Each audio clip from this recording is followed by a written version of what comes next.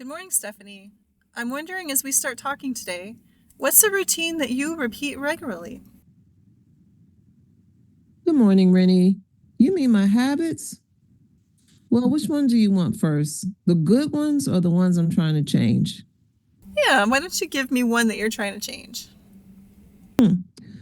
Well, I would love to change the habit of scrolling through social media at night rather than writing and journaling and writing poetry.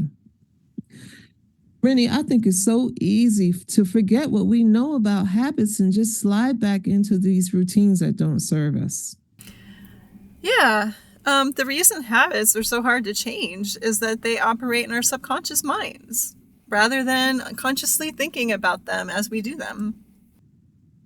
And what we know about subconscious is what we don't see, the invisible that is most often in control of our lives.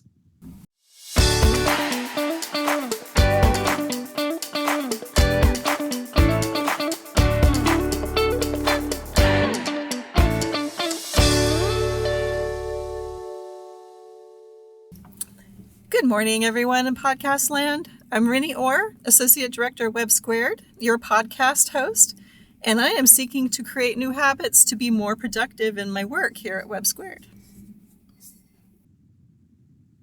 And hi, everyone. This is Stephanie Terry of WEBB, the Executive Director. And I really want to experience some more of my lifelong goals, like becoming an author. And I'm looking for habits to make this a reality. Yes, Stephanie, we definitely have our work cut out for us. Shall we jump in? Why not? I think we've already have. So listen, we did a whole study of habits last year. You remember that, Rennie? And we created workshops and we were sharing them with our entrepreneurs. And now we're going to share this information with you. So hopefully it will help you. And because I know I need to remember what we talked about last year. And this is your reminder. Habits are basically mind and behavior programs. They live in our subconscious minds. They are, as we said earlier, routines repeated regularly, like waking up and pouring coffee or sending that final email, checking off the last thing on your to-do list, closing your computer, and then immediately picking up your phone to check out what you missed on social media. So, what we do know is this: there are 4 program components to a habit, and our subconscious mind runs through this program in the same order each time. Yes, first there's a cue or the trigger. Yep. Second, the yearning, followed by the third, which is the reward. And then fourth, last but not least, is a response. But I feel like we should break down these 4 components, Stephanie. What's a cue? Okay, so think of a cue as a trigger that arises in your brain, initiating a behavior and anticipating a reward. Cues come from our experiences, our socialization, and we all have them. A cue for me is different than a cue for you, Rennie, but a cue for all of us starts off in as a subconscious quest seeking some kind of reward. And rewards are plentiful. You've got rewards like food and water, perhaps pleasure, or maybe you're looking for money or power or approval or praise, or maybe it's just you're just looking for love. But all of that is just some kind of personal satisfaction. Yeah. Cues are meaningless until they are interpreted through our thoughts, through our feelings, through our emotions, and through our socialized filters. And then our cue is turned into a yearning.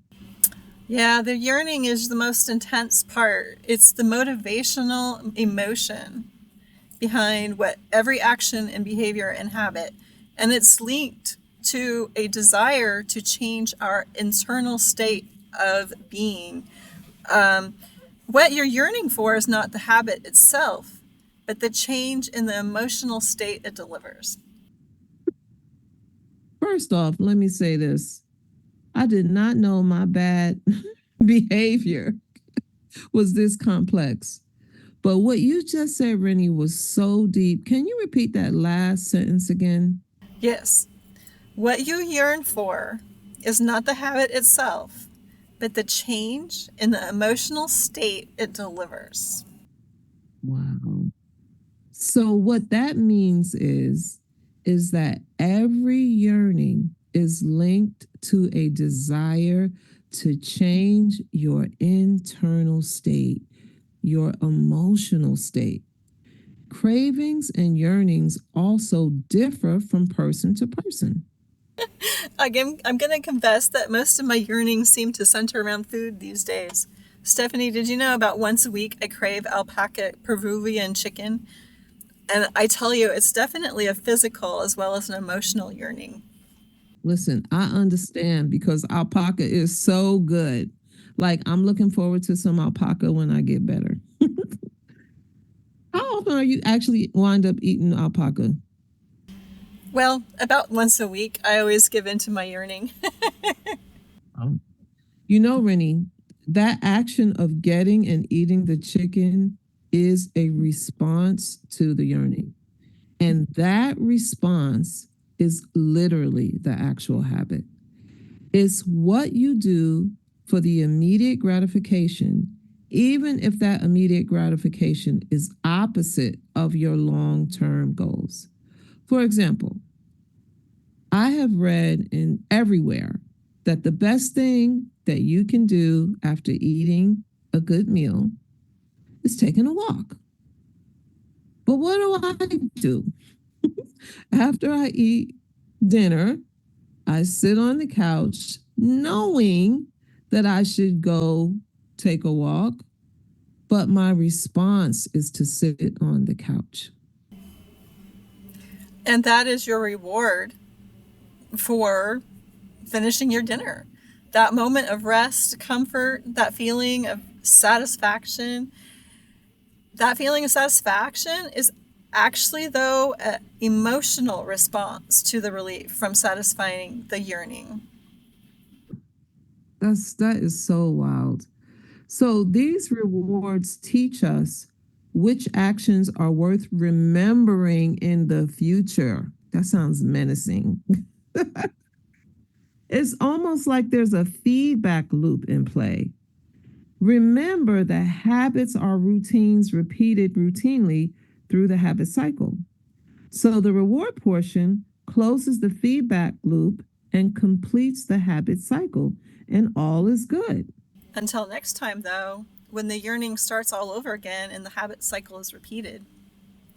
I think I'm going to interject here, Stephanie. I was listening to a podcast the other day called Wisecrack. It's a philosophy and culture centered podcast that looks at issues and events that are happening in the world and filters them through a philosophical lens. Anyway, the podcast host invites people to send in emails, and they do a little Q&A at the end of each episode. The host's name is Michael, and someone asked Michael about habits and time management last week, and Michael had an interesting response.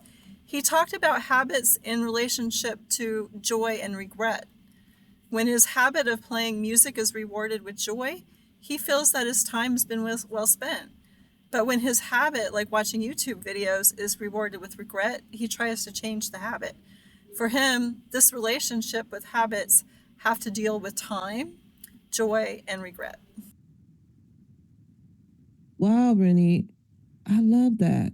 I like how he's able to make those associations. You know, this is really interesting for me, really interesting to me because for me, time and habits are definitely connected.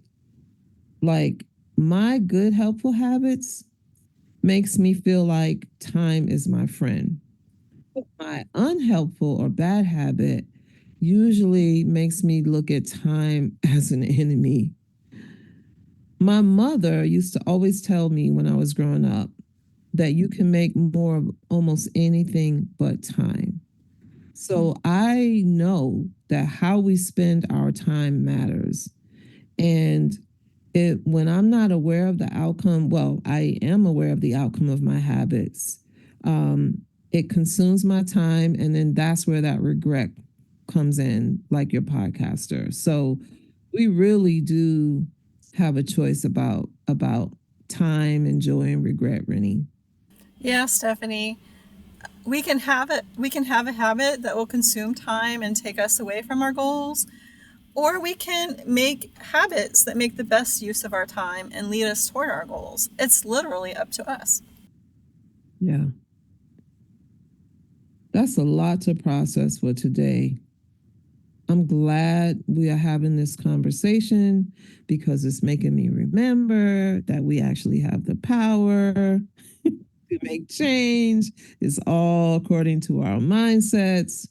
Um, and why this is so important to me is because we're doing so much work building our organization to support entrepreneurs, meeting with our entrepreneurs, and how they spend their time and how we spend our time really matters, does it not? Yeah, and I really am hoping that some of this information sinks in because I do want to add some goals and habits just to make me more productive at Web Squared and to be an efficient leader in this organization and for our entrepreneurs. And ditto that. And there are some things that I want to achieve. I have lots of learning from being in this role as executive director and just working with entrepreneurs and BIPOC communities. And I want to get those ideas down. And I'm going to have to develop some better habits in order to be able to do that. So yeah, this is really good that we're reviewing this.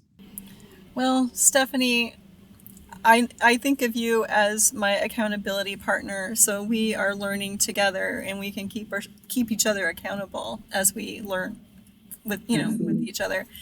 But I also think that we packed in a lot of information today in our short podcast. I feel we're at a good closing space for now in our conversation. But before we close, let's move into our gratitude moment.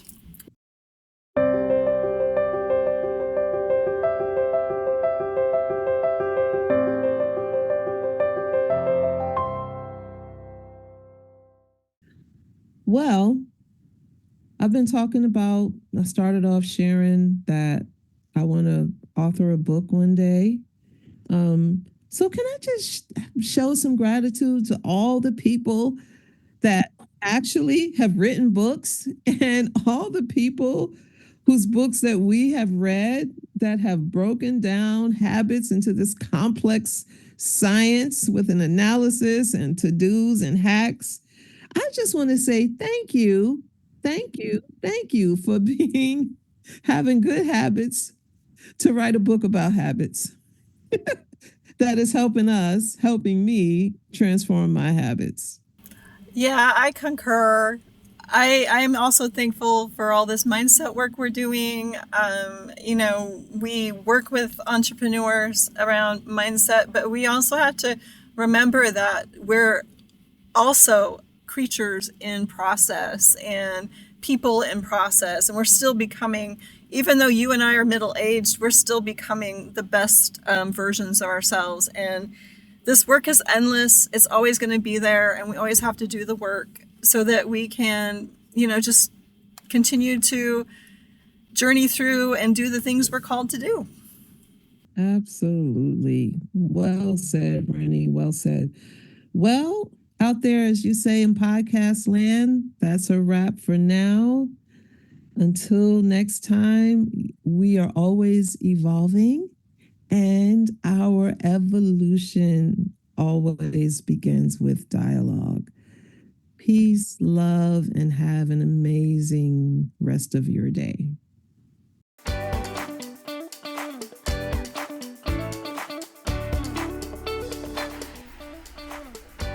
Thank you for listening to the Remedy Podcast, a mindset shifting project of Web Squared.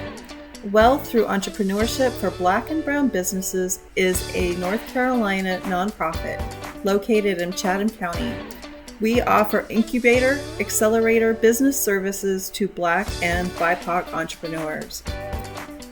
Our podcast hosts are Stephanie Terry and Rinnie, the co-founders of WEBB. We realize that building an ecosystem of support is critical to achieving our mission.